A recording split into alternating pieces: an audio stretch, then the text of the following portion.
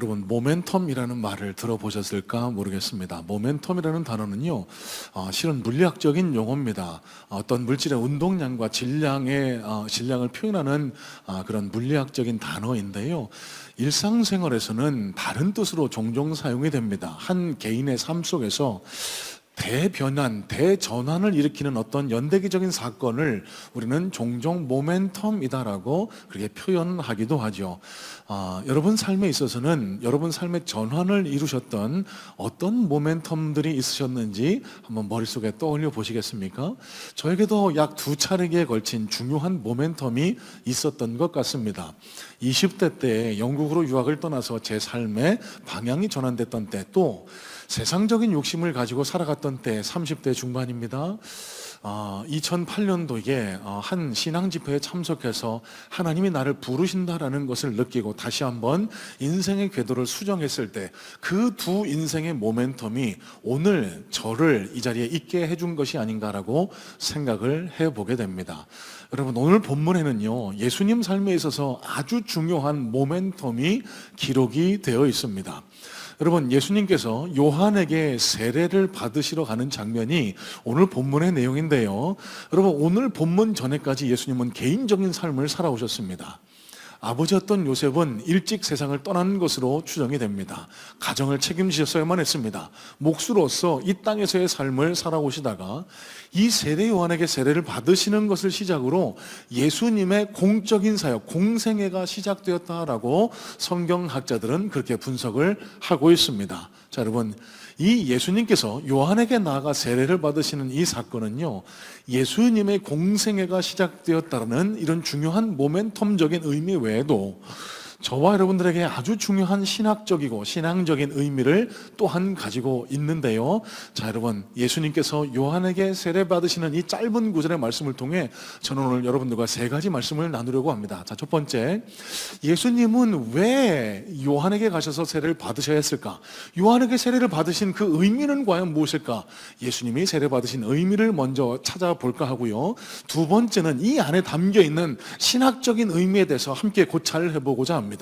이 안에서 우리는 어떤 신학적인 내용들을 알고 배우고 우리가 머릿속에 새길 수 있을까? 마지막입니다. 그러면 예수님이 요한에게 세례를 받으시는 이 장면은 오늘을 살아가는 나에게는, 오늘을 살아가는 그리스도인인 저와 여러분들에게는 어떤 영향이 미치고 있나? 이 3가지 관점에서 오늘 말씀을 살펴보려고 하는데요. 자, 첫 번째입니다. 요한에게 가서 세례를 받으시는 이 예수님의 세례는 과연 어떤 의미를 담고 있을까? 자, 9절 말씀 다시 한번 눈으로 살펴보겠습니다. 그때에 예수께서 갈릴리 나사렛으로부터 와서 요단강에서 요한에게 세례를 받으시고, 자, 여러분, 이 요한에게 세례를 받으시는 이 장면을 통해서 많은 설교자들이 제일 먼저 제기하는 공통적인 질문이 있습니다. 죄 없으신 예수님께서 왜 요한에게 세례를 받으셨어야만 했을까? 여러분, 저는 이 질문을 조금 더 심화시키고 조금 더 구체적으로 여쭤보고 답을 찾아보려고 해요. 자, 그러면 예수님은 왜 요한에게 나가서 세례를 받으셨어야만 했을까? 왜 이 통과의례를 거치지 않으시면 안 되었던 것일까? 여러분, 조금 더 쉽게 설명을 드려볼까요? 어떤 분이 세례를 받는 장면을 머릿속에 한번 떠올려 보세요. 저는 그러지는 않습니다만 보통 교회에 가면 세례식 때 목사님들이 가운을 입습니다. 영적인 권위를 나타내기 위해서 가운을 입고 강대상에 올라오셔서 무릎을 꿇죠. 그리고 세례자가 손에 물을 적셔서 앉아있는 그 수세례자 머리 위에 손을 얹고 기도합니다. 자, 여러분, 이 장면만 봐도 무언가 지위의 우월과 열등이 여러분 명확히 드러나지 않으실까요? 여러분, 실제로 그런 건 아닙니다만 많은 분들이 세례를 받는 것을 영적으로 우월한 분에 의해서 내가 어떤 영적인 은혜를 누린다, 이런 식으로 이해하시는 것이 대부분의 여러분이 갖고 계신 세례에 대한 이미지일 줄로 믿습니다. 자, 그러면 여러분 가만히 한번 생각해 보세요. 이 당시에 예수님께서 요한에게 나가 세례를 받으셨습니다. 그러면 예수님은 요한보다 열등한 존재여서 요한에게 세례를 받으셨어야만 했던 걸까요? 그건 절대 아니죠. 자, 또 한 가지 한번 생각해 보죠. 여러분, 예수님이 프라이빗하게 아무도 안 보는 곳에서 요한만 몰래 불러가지고 세례를 받으셨을까요? 아닙니다. 수많은 무리들이 세례 요한 앞에 나와 세례를 받으려고 몰려 있었습니다. 많은 눈이 지켜보고 있었어요. 그러면은요, 여러분 이거 한번 생각해 보셔야 됩니다. 예수님이 세례를 받으신다. 아, 요한이 저 예수라는 청년보다 훨씬 더 우월한 위치에 있는 사람이구나. 여러분, 그러면 예수님이 앞으로 공생의 사역을 시작하실 때 오히려 이 세례를 받으시는 건 당신에게 마이너스가 되지 않으실까요? 요한보다 열등한 존재라는 인식을 무심결에 그 많은 유대인들에게 심어줄 수 있는 그런 위험성이 있지 않을까요? 그럼에도 불구하고 예수님은 왜 요한에게 세례를 받으셨어야만 했을까? 이걸 먼저 한번 곰곰이 생각해 보자는 겁니다. 자, 먼저 예수님은 요한보다 열등한 존재가 아니시라는 사실을 복음서는 명확하게 가르쳐주고 있는데요. 자, 동일한 사건을 조금 더 자세하게 기록하고 있는 마태복음 3장 13절로 14절 말씀에는 이렇게 말씀이 기록되어 있습니다. 이때에 예수께서 갈릴리로부터 요단강에 이르러 요한에게 세례를 받으려 하시니 요한이 말려 이르되 내가 당신에게서 세례를 받아야 할 터인데 당신이 내게로 오시나이까. 여러분, 이게 무슨 뜻이죠? 세례 요한이 질색을 한 거예요. 아니 예수님, 내가 당신의 길을 예비하려고 지금 여기서 이러고 있는데 예수님이 나한테 세례를 받으러 오시면 어떡합니까?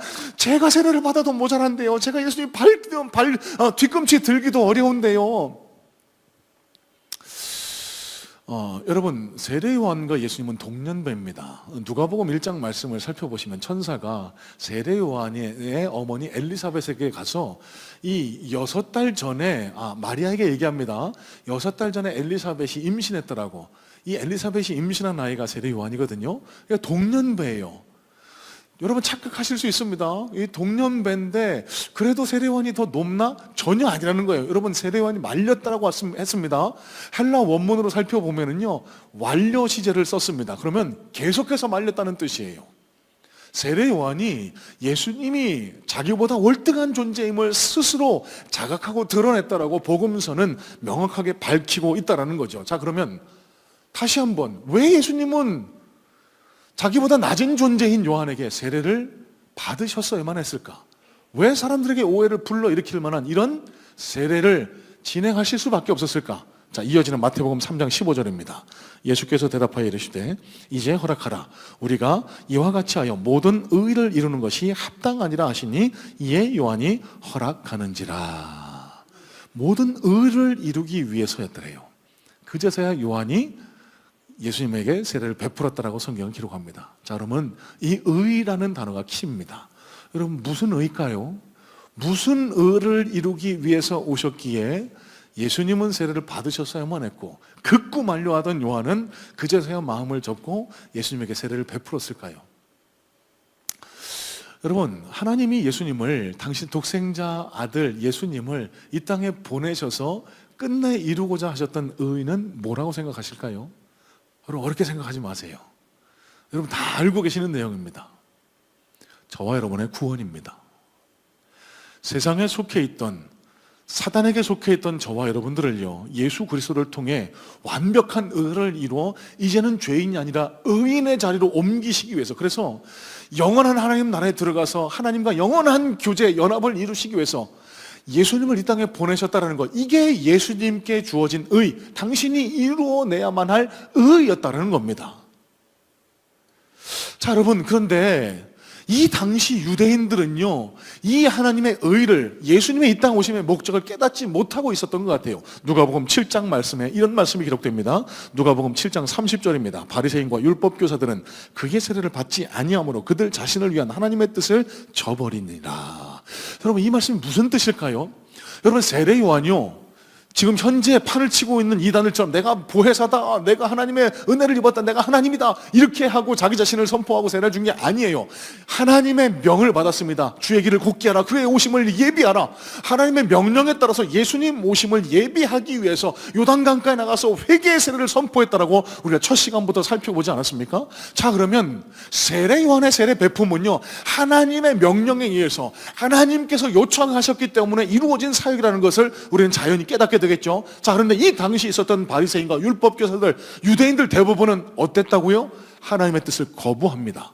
내가 왜? 내가 무슨 죄인이라고? 여러분, 인간의 죄악은 어디서부터 출발했다라고 성경이 가리킬까요? 아담의 불순종입니다. 여러분, 우리의 조상은 단군 할아버지가 아니고요, 아담이라고 성경은 가르치고 있습니다. 여러분, 아담이 하나님께서 창조하신 첫 번째 인류였는데요, 에덴 동산에서 하나님과 교제하고 연합하다가 하나님께서 모든 걸 누리라고 하셨어요. 그런데 딱 한 가지만 하지 말라고 하신 게 선악과입니다. 이 선악과만은 먹지 말아라 라고 했는데 아담이 어떻게 했죠? 불순종했죠. 따먹었습니다. 그 결과 이 땅의 아담의 후손인 저와 여러분들 모든 인류가 이 아담의 불순종의 죄를 갖고 태어난 거예요. 무슨 죄요? 누구에게나 다 있는 자기 애, 내가 하나님 되려는 욕망.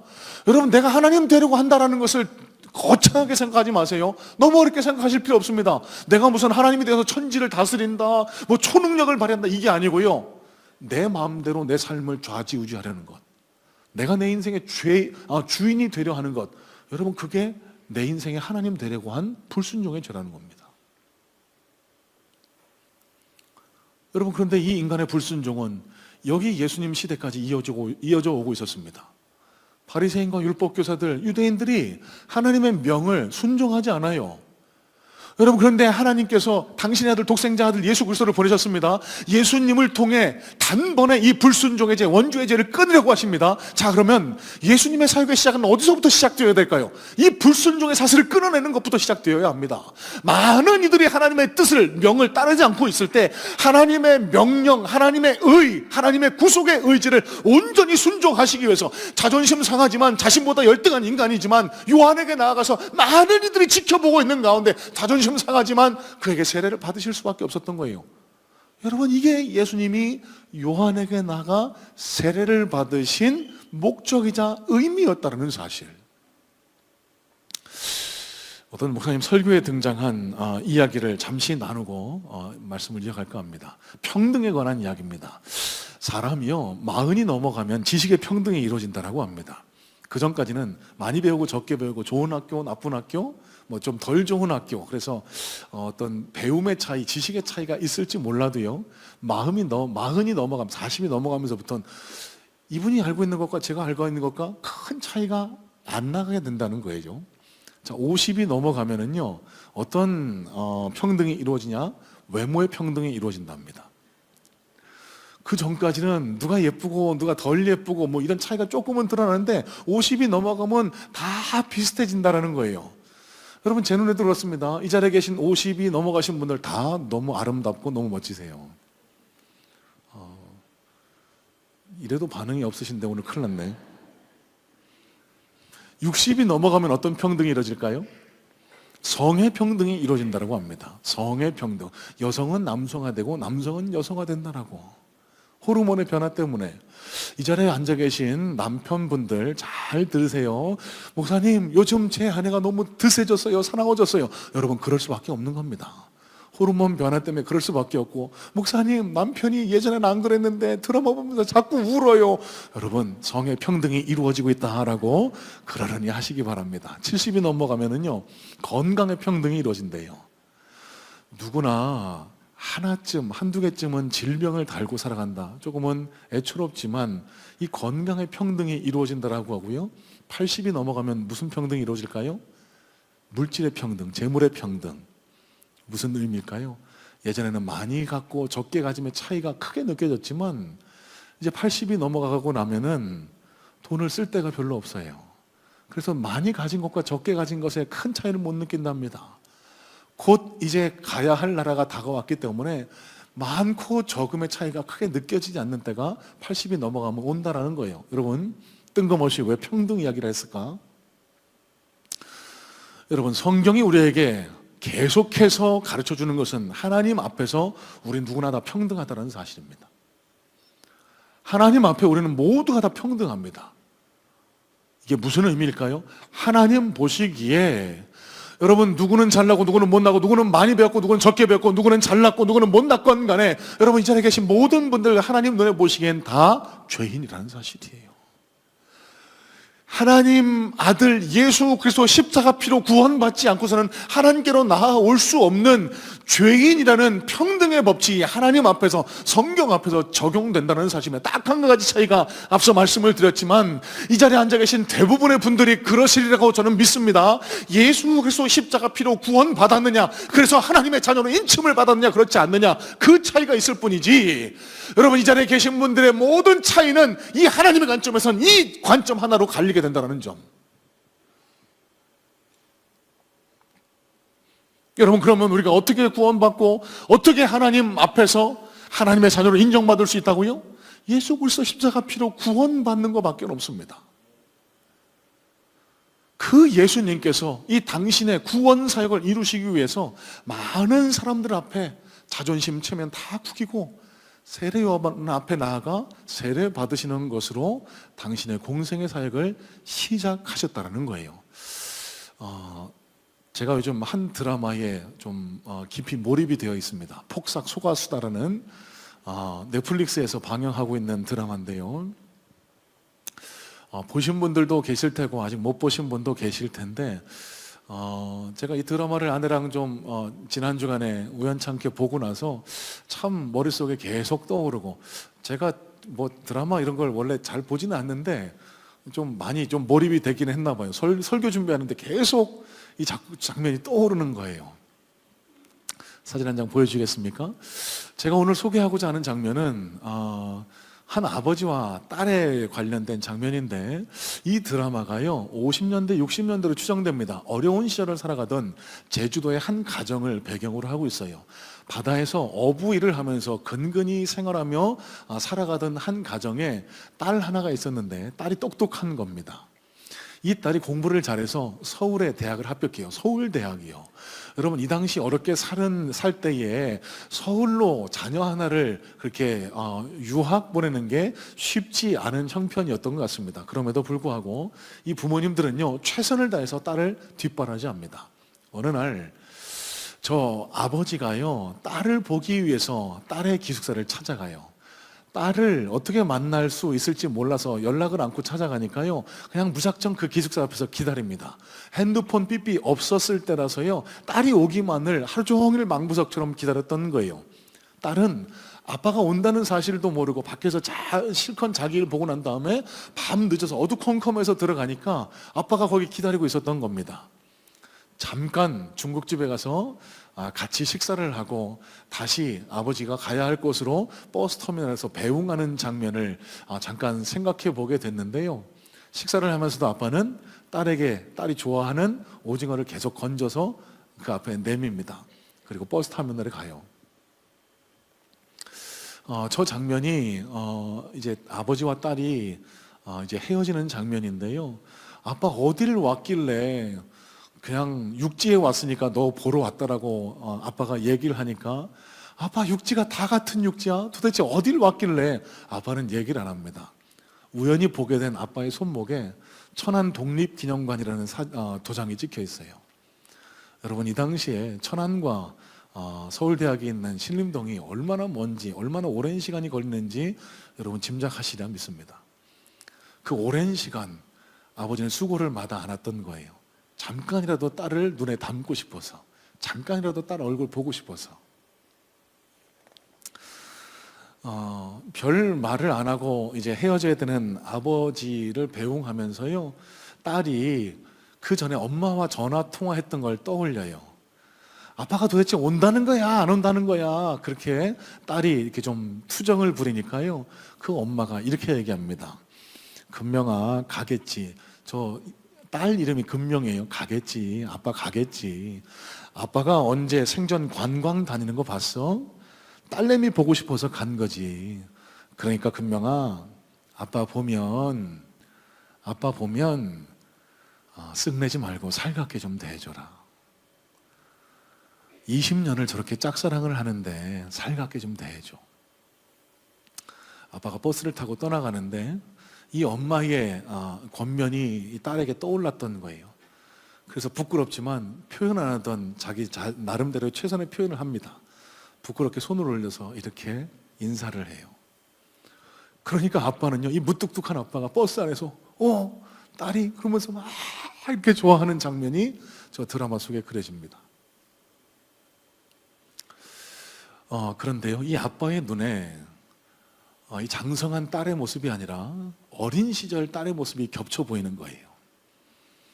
어렸을 때 같이 제주도에서 살 때 자기가 고기 잡으러 나가면 엄마랑 저 언덕에 서서 아빠 고기 많이 잡아와, 오징어 많이 잡아와, 그 인사를 하던 딸의 모습이 겹쳐져서 아빠는 마음이 울컥해서 이렇게 얘기합니다. 아이고 조그만 또 두고 내가 가네. 그러면서 나레이션이 이렇게 이어지는데요, 영혼이 크지 않는 딸을 바라보며 아빠는 마음이 또 미안해지는 것 같았다고. 여러분, 제가 왜 드라마 이야기를 이렇게 하고 있을까요? 저는 설교 준비하면서 오늘 요한에게 세례를 받으시는 예수님의 모습을 보면서요, 저는 예수님의 마음이, 예수님의 모습이 다시 떠올라져서 울컥하는 경험을 하게 됐습니다. 여러분, 20년 동안 짝사랑한 아버지의 사랑에 딸이 반응해요. 그런데 여러분, 예수님은 우리를 2000년 동안 짝사랑하고 계세요. 늘 우리를 바라보고만 계십니다. 우리가 한 주간 동안을 세상을 속을 살아가고 하나님 없는 것처럼 세상을 살아가다가도 주일날 하나님 앞에 와서 주여 아버지 하면은 아마 저는 그렇게 상상해야 돼요. 하나님, 우리 예수님의 마음이 뭉클하실 거라고. 그러면서 이렇게 말씀하지 않으실까요? 그래, 안다. 수고했지, 고생했지, 힘들었지. 그 하나님의 마음이 느껴져서 마음이 막 울컥한 거예요. 여러분, 예수님이 요한에게 세례 받으실 이유가 전혀 없습니다. 여러분, 이 장면을 통해서 우리가 깨달으셔야 될 것은 왜 예수님이 다른 사람들이 오해할 수 있음에도 불구하고 자기의 자존심과 체면이 깎일 수 있음에도 불구하고 왜 요한에게 가서 세례를 받으셨을까? 저와 여러분을 사랑하셔서 그렇습니다. 내가 너를 놓칠 수 없다라는 이 마음 때문에, 안타까운 마음 때문에, 내가 너를 사랑한다, 내가 너를 위해서는 뭐든지 할 수 있다, 이 마음으로 예수님이 요한 앞에 나아가 세례를 받으셨다는 사실을, 여러분, 이 구절을 그냥 읽지 마세요. 이 구절을 읽으시면서 이 예수님의 절절한 사랑이 느껴지실 수 있기를 간절한 마음으로 소망하고 축복합니다. 여러분, 그럼 오늘 우리가 해야 할 일은 뭘까요? 이 예수님의 사랑에 반응하는 겁니다. 이 무뚝뚝한 딸이 손을 올려 아빠에게 반가움을, 사랑을 표현했을 때 아빠가 배로, 갑절로 이렇게 표현했던 것처럼 우리가 하나님 앞에 하나님을 향한 사랑을, 하나님을 향한 감사를 표현할 때 하나님은 곱절로, 10곱절로, 100곱절로 갚아주실 걸로 저는 확신해요. 오늘 장제장로님 기도하셨지만 오늘 이 예배가 매주 드리는 형식적이고 습관적인 예배가 아니고요, 오늘 이 예배를 통해 하나님이 이 자리에 나와 계신 저와 여러분 얼마나 기뻐하실지, 우리를 얼마나 사랑하시는지를 다시 한번 절절히 깨닫게 되는 은혜가 우리 모든 성문의 예배자들에게 있게 되기를 주님의 이름으로 소망하고 축복합니다. 그래서 이 하나님의 마음과 우리의 마음이 만나서 하나님과 함께 날마다 동행하며 하나님의 놀라운 능력의 역사를 날마다 경험하며 살아가시게 되는 우리 복된 성문의 성도님들 다 되시기를 주님의 이름으로 소망하고 축복합니다. 자, 두 번째입니다. 10절, 11절 말씀 다시 한번 보겠습니다. 10절로 11절입니다. 곧 물에서 올라오실새 하늘이 갈라짐과 성령이 비둘기같이 자기에게 내려오심을 보시더니 하늘로부터 소리가 나기를 너는 내 사랑하는 아들이라 내가 너를 기뻐하노라 하시니라. 자, 여러분, 기독교의 최대 난제 중에 하나인 삼위일체에 관한 문제가 오늘 이 본문 속에 명확하게 드러나고 있습니다. 여러분, 삼위일체 교회 좀 다니시는 분들은 다 알고 들어본 단어, 용어일 거라고 믿습니다. 자, 여러분, 그런데 여러분, 오늘 지금 앞에 내 친구가 내 자녀가 있다고 생각하고 삼위일체에 대해서 한번 설명해 보실래요? 라고 하면은 정확하게 자신 있게 설명하실 수 있는 분이 몇이나 되실까? 여러분 하실 수 있으실까요?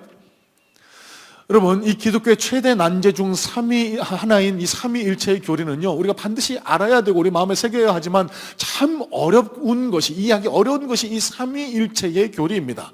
오늘 이 시간을 통해서 여러분, 긴 시간을 나누지 못하지만 누가 오더라도, 어떤 이단이 우리를 도전해 오더라도 흔들리지 않는 대답을 내놓으실 정도, 여러분, 이 신앙적인 지식을 갖추시게 되기를 소망하는데요. 자, 먼저 사전적으로 이 삼위일체를 어떻게 설명하고 있나 한번 들어보세요. 라이프 성경 사전입니다. 네이버 지식백과에서 찾은 내용인데요.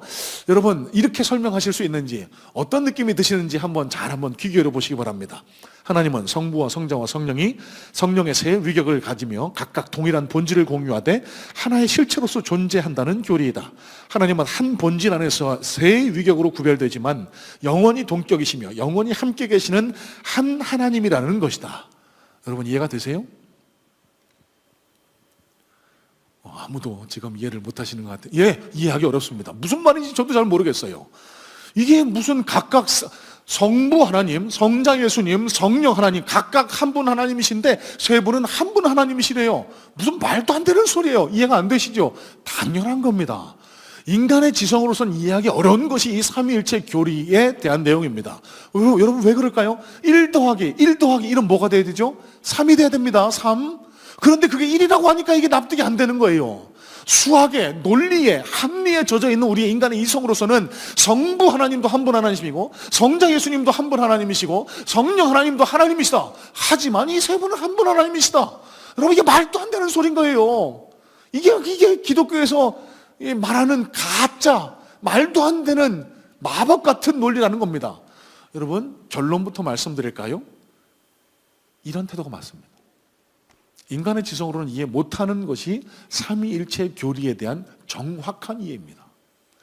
여러분, 제가 한번 질문해 보겠습니다. 이 자리에 계신 분들 가운데 천국에 대해서 정확하게 아시는 분 한번 손을 들고 표해 주시기 바랍니다. 천국, 이런 곳입니다. 여러분, 천국도 모르는데 무한하신 하나님, 광대하신 하나님, 위대하신 하나님, 천지를 창조하신 하나님에 대해서 우리 인간이 어떻게 다 알 수 있을까요?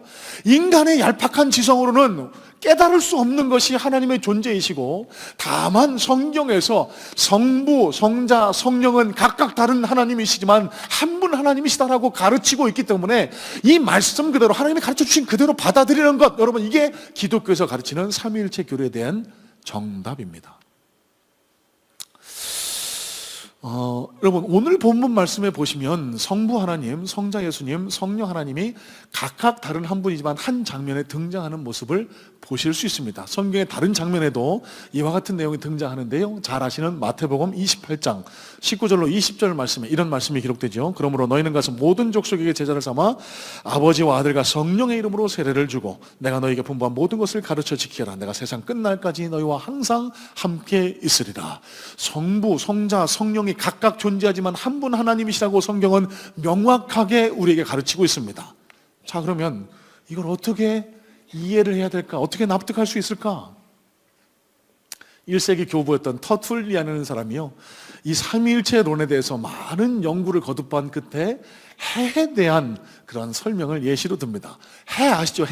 해가 모양도 있습니다. 물리적인 모양. 그 안에서 빛도 나오고 열도 나오지요. 여러분, 이런 식으로 설명을 하기도 합니다. 정확하지는 않지만 이렇게 설명할 수도 있을 것 같습니다. 하지만 우리가 유의해야 할 게 있는데요, 많은 이단들이 이 삼위일체의 교리를 인간의 지성으로 풀어내려는 노력을 이어간 나머지 다른 방식으로 하나님을 이해하기 시작합니다. 성부, 성자, 성령 하나님을 각각 다른 형태의 다른 종류로 이해하려는 노력이 이어져 왔던 거예요. 이런 겁니다.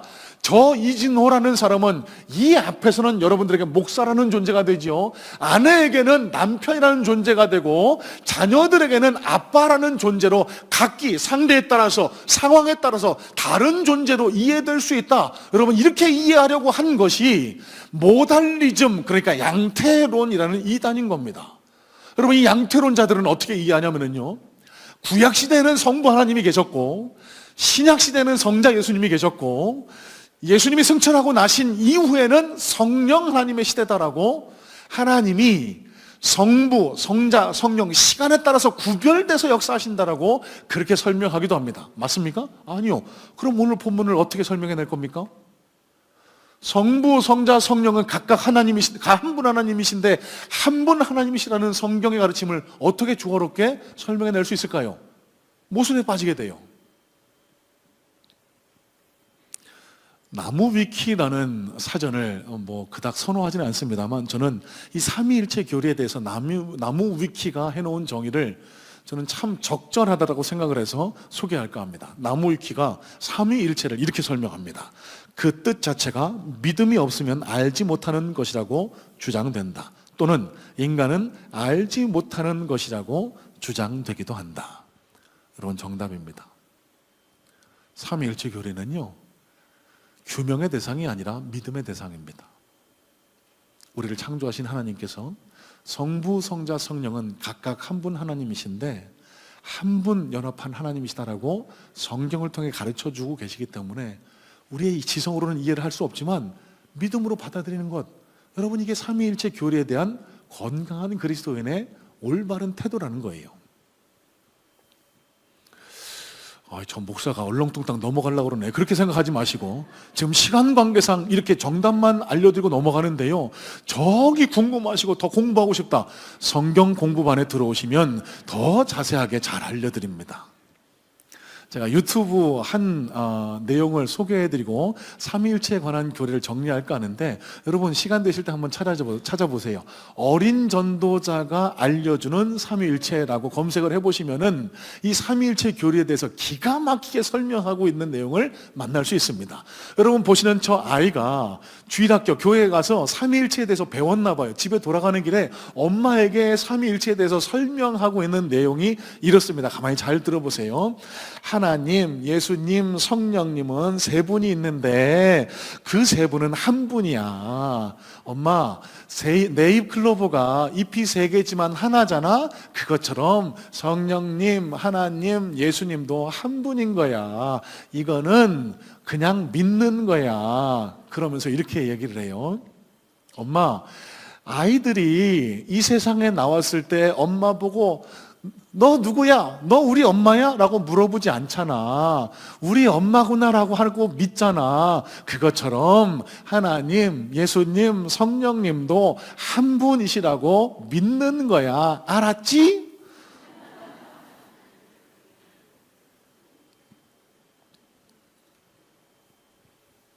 자, 마지막입니다. 10절, 12절 말씀 다시 한번 눈으로 보세요. 곧 물에서 올라오실새 하늘이 갈라짐과 성령의 비둘기같이 자기에게 내려오심을 보시더니 하늘로부터 소리가 나기를 너는 내 사랑하는 아들이라 내가 너를 기뻐하노라 하시니라. 자, 여러분 오늘 마지막으로 우리가 살펴볼 내용입니다. 자, 요한에게 왜 세례를 받으셨을까? 세례의 의미에 대해서 살펴봤고요. 이 안에 담긴 신학적 의미, 삼위일체에 관한 교리의 내용을 살펴봤다라고 하면 그러면 이게 과연 우리의 신앙과 삶에는 어떤 영향을 미치는가?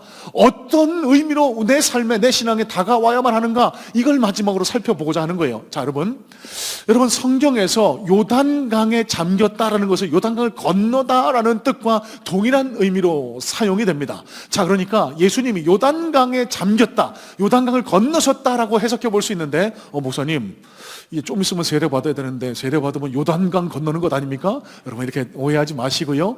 요단강을 건넌다라는 성경적인 의미는요, 완전한 새로운 출발, 완전한 새로운 변화를 의미할 때 요단강을 건넌다, 잠긴다라는 뜻으로 사용하게 됩니다. 여러분 앞서 서론에서 모멘텀을 가리키는 것이 이 요단강에 잠겼다가 나온 것을 가리킨다라는 거예요. 자, 그러면 예수님께서 이 요단강에서 세례 요한에게 세례를 받으실 때 우리가 마지막으로 주목해봐야 할 한 단어를 우리는 발견하게 됩니다. 자, 여러분 예수님이 세례 받으실 때 여러 가지 현상이 있었습니다.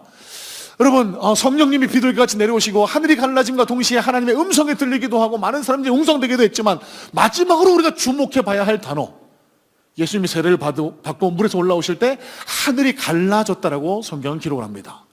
여러분 여기 갈라졌다라고 하는 단어를 헬라어로 스키조라는 단어를 쓰는데요. 이 스키조, 갈라졌다라는 단어가 마가복음이 마무리될 즈음에 다시 한번 등장하는 장면을 우리는 만나게 됩니다. 언제요? 마가복음 15장. 예수님께서 십자가상에서 운명하실 때, 테텔레스타이 다 이루었다라고 운명하실 때, 그때에 예루살렘의 성전에 성소와 지성소를 가로지르는 성소의 휘장이 있었습니다. 그 휘장이 위에서부터 아래로 쫙 찢어졌다라고 할 때 이 갈라졌다라고 하는 동사 스키조가 또다시 등장합니다. 여러분 이게 뭘 의미하고 있을까요? 여러분 예수 그리스도께서 십자가에 달려 돌아가심을 통해 하나님께로 누구나 나아갈 수 있게 되었습니다. 여러분 이전에는요, 하나님의 거룩한 임재를 상징하는 지성소에는 아무나 들어갈 수 없었습니다. 대제사장만, 그것도 여러 날에 걸친 정결의식을 거친 이후에만 지성소에 들어가서 하나님을 대면하고 기도하고 모든 백성들의 죄를 대신해서 그곳에 가서 하나님께 간구하는 그런 형식적인 절차가 있었거든요. 누구나 다 하나님 앞에 나갈 수 없다는 겁니다. 왜? 죄인이기 때문에. 자, 그런데 예수님께서 십자가에 달려 돌아가심과 동시에 다 이루신다라는 그 음성과 동시에 성소의 휘장이 위에부터 아래로 쫙 찢어졌다. 여러분 이게 뭘 의미할까요? 누구나 다 하나님 앞으로 나아갈 수 있다는 것을 하나님께서 보여주셨던 겁니다. 여러분 성소의 휘장이요, 굉장히 두꺼운 천 광목으로 이루어져 있습니다. 자, 그러면 이 한 5m, 4m, 5m에 달하는 이 높이 매달리는 큰 천인 이 성소의 휘장을 찢으려고 한다라고 하면은 어떻게 찢어야 될까요? 여러분 흔히 상상하시는 대로 자연스러우려면 아래서 가위로 이렇게 쫙 잘라놓고 쫙 찢어야 찢어질 것 아닙니까? 여러분 그러면 성경이 분명히 아래서부터 위로 찢어졌다, 인간이 찢었다 이렇게 기록하지 않아요. 위에서 아래로 찢어졌다라고 기록을 합니다. 여러분 이건 뭘 의미할까요? 사람이 찢은 게 아니라 하나님이 찢었다라는 거예요. 하나님이 예수 그리스도를 이 땅에 보내셨고요, 그 예수님께서 십자가에 달려 당신의 피로 인간의 모든 죄를 대속하셨을 때 그때 성소의 휘장이 위에서부터 아래로 쫙 찢어졌다. 이제는 누구나 다 예수 그리스도 보혈의 공로에 의지해서 하나님 앞에 나아갈 수 있다, 하나님과 교제할 수 있다, 하나님과 연합할 수 있다. 여러분 이걸 드러내는 것이 이 예수님의 첫 사역, 세례 요한에게 나가 세례 받으시는 장면을 시작으로 예수님의 사역이 시작됐고, 이 예수님의 사역을 시작으로 하늘이 갈라졌다, 예수님이 산을 찢으셨다, 그 결과 성소의 휘장이 찢어졌다. 여러분 뭘 의미할까요? 이 갈라지고 찢어진 곳에 그 하나님의 택한 백성이 그 갈라지고 찢어진 곳을 뚜벅뚜벅 걸어가 통과할 때 저와 여러분의 삶에 새로운 삶, 새로운 복음의 아르케가 나타날 수 있다. 여러분 이게 마가복음의 주제라는 거예요. 여러분 그럼 오늘 이 하늘의 갈라짐을 통해서 우리가 깨닫고 마음에 새겨야 할 교훈이 바로 여기에 있습니다. 여러분 인간은 누구나 다 두려움을 안고 살아갑니다. 불안과 초조, 고통 가운데 살아갑니다. 여러분 지금 외신에서 막 집중 보도하고 있는 게 지금 유년부, 소년부 지금 새학기 캠프가 진행 중입니다. 이 아이들 나이 때부터, 아니 심지어는 유치원 때부터 사교육 때문에 아이들이 쉴 틈이 없대요. 밥 먹을 시간이 없대요. 학원으로 뺑뺑이를 돌린대요. 여러분 이런 사교육, 어린 아이들에게까지 행해지는 이런 사교육에 대해서 온 세계가 집중하고 있는데, 여러분 다른 이야기 하지 않겠습니다. 여러분 왜 부모님들이 이런 일들을 할까요? 근본적으로는 불안해서 그런 거 아닙니까? 두려워서 그런 건 아닙니까? 내 아이가 남들보다 뒤처질까봐, 사회에서 뒤처질까봐, 가난하게 살까봐 두려워서 그 불안 때문에 자녀들에게 이런 공부를, 이런 사교육을 강요하고 있는 것이 지금 우리가 마주한 현실 아닙니까? 여러분 저는 이런 가운데 이 유년부, 소년부, 새학기 캠프가 너무너무 소중한 의미를 가지고 있다고 생각해요. 행복은 거기 있지 않다는 겁니다. 공부 잘해서 좋은 대학 가고 좋은 직장에 취직한다고 해서 사람이, 인간이 행복하게 살 수 없다는 거예요. 여러분 좋은 직장에 다녀서 높은 자리에 올라가면 행복할 것 같으시죠? 또 다른 고민이, 또 다른 불행이 우리를 기다리고 있어요. 인간은 그럴 수밖에 없는 존재입니다. 왜요? 하나님으로부터 창조된 존재이기 때문에. 하나님과 관계가 막혀있고 분리되어 있을 때 우리는 늘 불안하고 초조하고 두려울 수밖에 없는 존재입니다. 그러면 우리가 언제 행복할 수 있을까? 언제 행복을 회복할 수 있을까요? 성소의 휘장이 찢어지고 하늘이 갈라질 때, 예수님을 통해 하나님과 온전한 연합이 이루어질 때. 여러분 저는 함께 예배하는 우리 성문의 성도님들이, 그리고 우리 성문교회가 진짜 행복한 교회가 됐으면 좋겠습니다. 여러분들이 행복하게 사셨으면 좋겠어요. 거친 광야 같은 세상을 살아가시는 동안 마음 아프고 힘든 일 많이 있을 수 있지만 그 가운데에서도 인생의 진짜 행복이 무엇인지를 바로 깨달아 아시고 그 참된 행복 가운데 날마다 복된 삶을 살아가는 여러분들이 되시기를 정말 간절한 마음으로 소원하며 기도하고 있습니다. 여러분, 그럼 어떻게 이게 가능할까요? 떡 혀먹고 잔치한다라고 매주 우리 떡 혀먹고 잔치할까요? 그럼 행복할까요? 아니요. 잠시 입은 즐거울 수 있지만 배만 이렇게 나와서 더 불행해질 겁니다. 우리가 진짜 행복할 수 있는 유일한 길은 우리를 창조하신 하나님과의 막힌 단절된 관계가 회복되는 것. 어떻게 해요? 예수 그리스도를 통해서. 여러분, 교회에서 성경 읽기 운동을 진행하고 있습니다. 다시 복음으로 돌아가죠. 여러분, 이 성경 읽기 운동의 가장 근본적인 목적이 바로 여기에 있습니다. 날마다 예수님과 연합하자는 겁니다. 예수님께서 우리를 위해 흘려주신 그 살과 피를 통해서 하나님 앞에 나아가자는 겁니다. 그래서 불안, 초조, 근심, 걱정, 두려움 속에 살아가는 것이 아니라 인생의 참된 행복이 무엇인지를 누리면서 하나님이 허락하시는 평안과 안식을 누리면서 살아가자. 여러분, 이게 성경 읽기 운동의 목적, 우리가 매주 이 예배를 드리는 목적이라고 믿습니다. 간절히 바라고 소망하기는 이 예배에 참여하신 모든 성문의 성도님들이 예수님의 이 사랑을, 이 예수님의 절절한 짝사랑을 가슴을 활짝 열고 받아들이심으로 그 주님과 함께 날마다 동행하셔서 하나님께서 허락하시는 참 평안과 안식 가운데 늘 복된 삶을 살아가는 우리 모든 성문의 성도님들 되시기를 주님의 이름으로 축복합니다.